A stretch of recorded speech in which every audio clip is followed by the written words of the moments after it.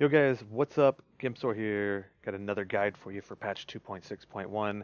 This is going to be for solo speed farming Greater Rift 80 plus on your Demon Hunter as Multishot. So let's dive into it. First of all, I will say I want to apologize for my previous videos with my paragon points. I actually had 1400 in instead of 800, but I have that fixed now with this. So as you can see here, only 100 points here, 100 points here, that's 200. And then these three tabs maxed out, which is 600 total for those three. So 800 paragon points. And as you can see here, just under 8,500 main stat. All right, so with the build set up here, for primary, you want Evasive Fire Focus. This is simply for gaining hatred back when you need it, and also proccing your bracers for damage mitigation. For multi-shot, you want to be running Arsenal. This is the biggest damage increase you have, or biggest damage dealer you have for multi-shot. Vengeance Seethe, as you can see here, Seethe gain 10 hatred per second, and then Vengeance itself does some nice little damage. Preparation Invigoration. So with running 6-piece Unhallowed, every point of essence you have increases your damage by 100%. So Invigoration here increases your maximum discipline by 20. So that is 200%. Or 2,000. Somewhere around there. I can't remember exactly. But so let's read here. So for each point you get 100%. So yes, it'd be 2,000. Now then, Invigoration here, since it does permanently increase by maximum 20, Preparation itself is used for, say you were vaulting around, and it'll be hard to demonstrate here, but notice how my Discipline's going down. Since Discipline plays a big key role in the amount of damage you deal, if you ever get low, you want to be topping this off, and this is a 45-second cooldown with Preparation, but as you can see there, it will restore quite a bit of it. Nextly, we have here Vault with Tumble. This is for movement, get you out of sticky situations. And then for our last place here, it'll be Companion with Wolf Companion. This is pure damage increase. You want to be timing this with your Convention of Elements, but even if you aren't, it's okay. You'll still be getting damage increase. It's not that big a deal. As for passives here, I'm running Ballistics, Cull of the Week, Ambush, and Thrill of the Hunt. If you notice yourself getting squishy at times, you can change some of these to some more defensives.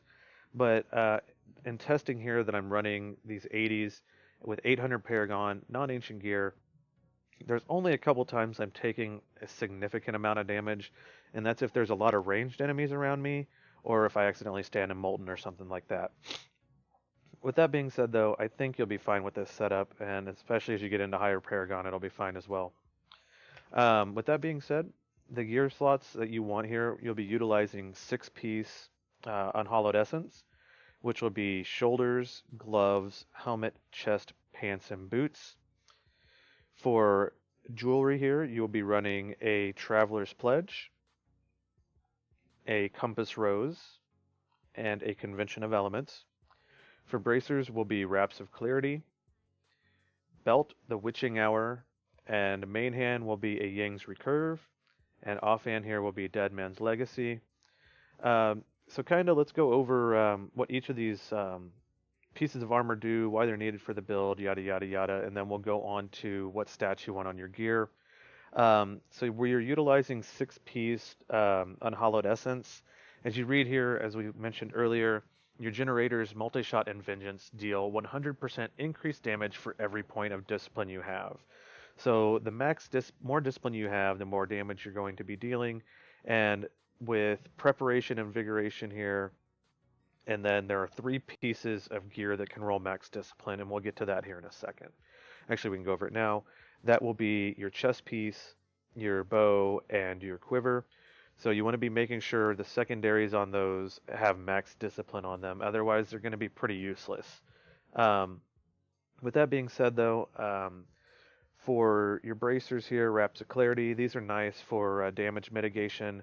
Every time you use your Evasive Fire here, it's going to proc and will be providing you damage mitigation anywhere between 40 and 50%. And then the quiver and bow have been reworked this patch. As you see here, multi-shot hits enemies below 60% health twice, and its damage increased between 100 and 200, 150 and 200%. So focusing on getting that to closer to 200, the better, and focusing getting on max discipline on it. Yang's recurve here has been reworked as well. Not only does multi-shot attack 50% faster, but now its damage is increased between 150 and 200%. This is the other piece you want to be getting max discipline on.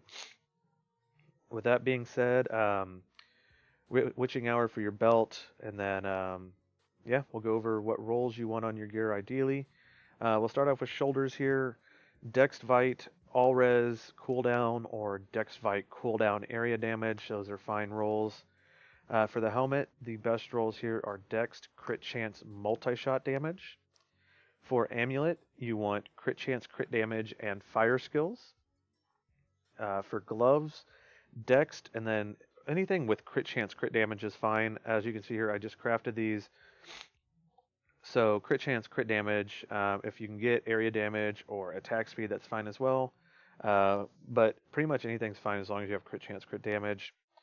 Your chest piece, Dex Vite, all res is ideal. And then, of course, the secondary, you want to get as close to 12 maximum discipline as possible.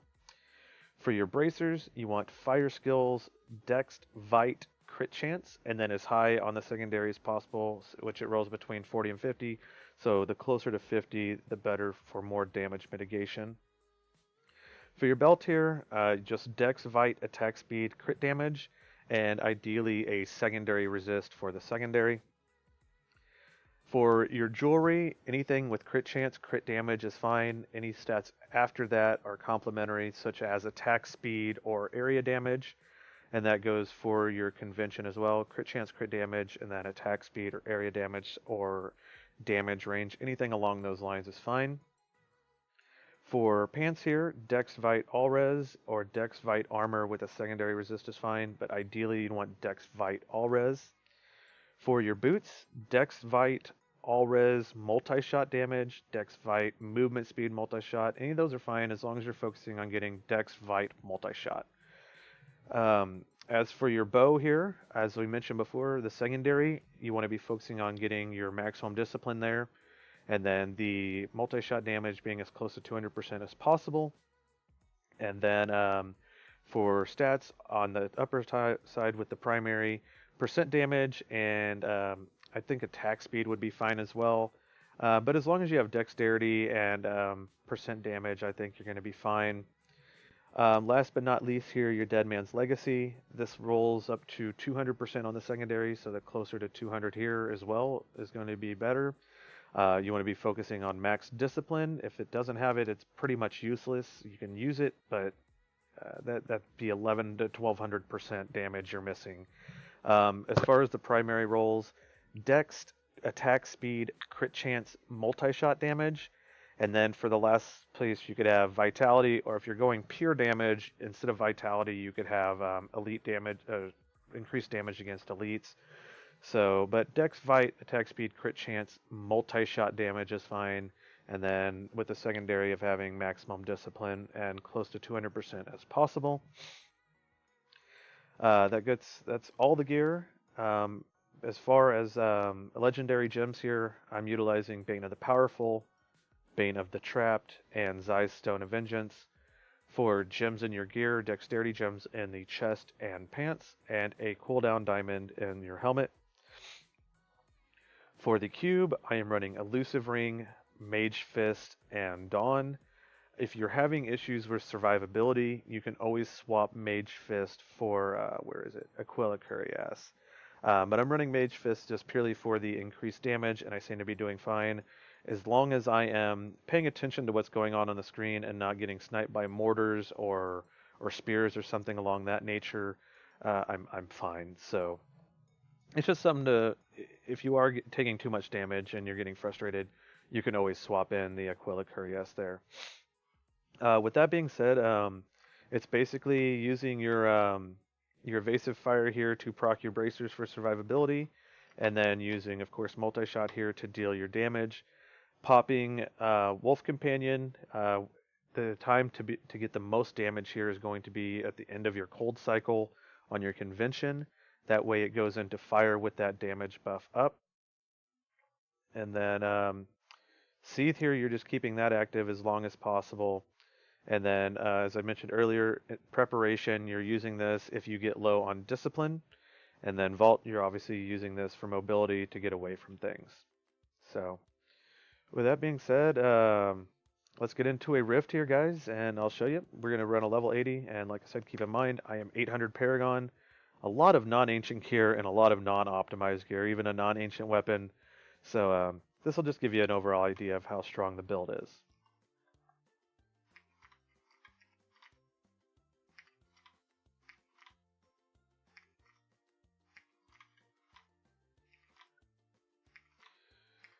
Alright, so I did get a rift with a lot of range stuff here, that's kind of screwing with me, but as you can see, as long as you are staying out of harm's way, you're going to be dealing more damage than they are dealing to you and get them dead pretty quick.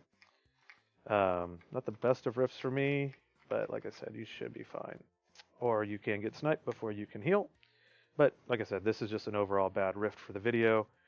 Take it with a grain of salt, and also remember that I'm not running Aquila here. But these are some very mean mobs for me. Being that the succubuses, or whatever they're called, will try to snipe me. Or the hell witches. But other than that, guys, it's not too bad. As you can see, I'm pretty much just flying through this rift. Stay away from these guys here so they don't charge me.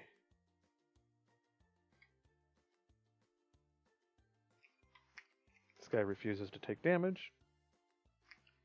But as you can tell here, I mean, it is showing with me not having an ancient weapon, no ancient quiver, etc., but the damage will be there in the output once you get ancient gear. But this is just basically giving you an idea of how easy it will be to push some higher, not necessarily higher, but at least an 80 with very subpar gear.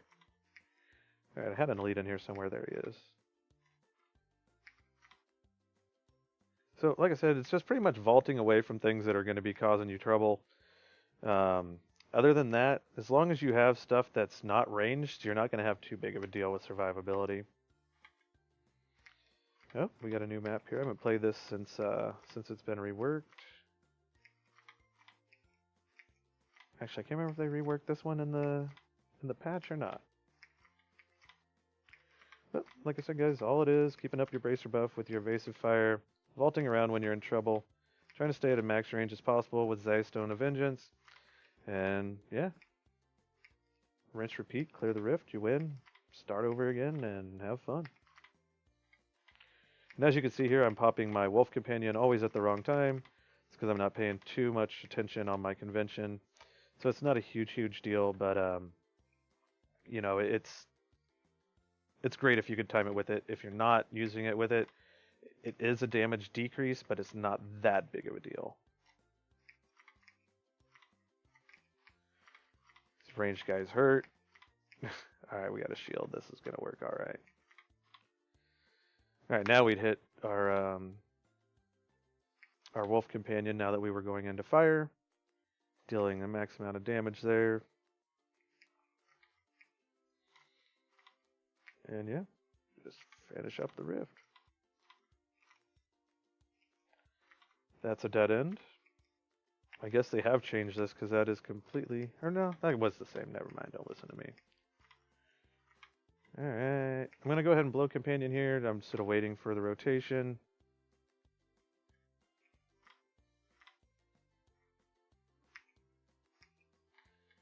And like I said, as you can see, I'm not super speedy yet. But this is, I mean, basically for 800 paragon and non-ancient weapon, non-ancient quiver, all that stuff. I mean, it's pretty impressive for the damage that this is dealing at such a low level. So just imagine what you can be doing once you hit a much higher paragon there. And that's me failing to realize that my shield pylon had fallen off.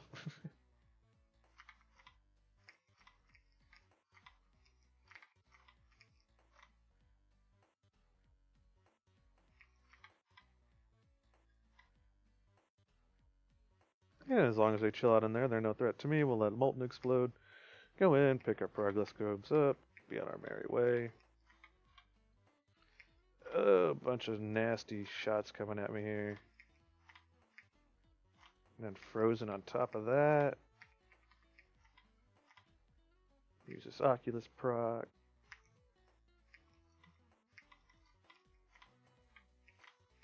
Ah, speed pylon. Like it.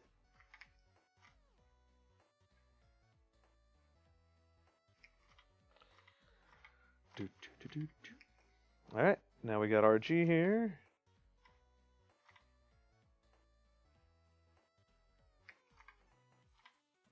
We got cold convention coming up. I'm going to go ahead and pop my wolf companion, and we're going to deal big damage. So there you go, guys. That is the build in a nutshell. If you have any questions and you're watching on Diablo Fans, feel free to post a comment in the comment section below. Same thing with YouTube. If you have any questions or comments, feel free to comment down below. And as always, guys, I'll be streaming this coming season at twitch.tv/Gimpzorgaming. YouTube is youtube.com/Gimpzorgaming. And catch me on Twitter at twitter.com/Gimpzorgaming. That's where I keep the stream updated if I'm going to be there or not. So I hope you guys have a good time in Season 12. Let's see, I hope this bow is ancient or primal and good. And I'll catch you guys on stream when Season goes live. Peace.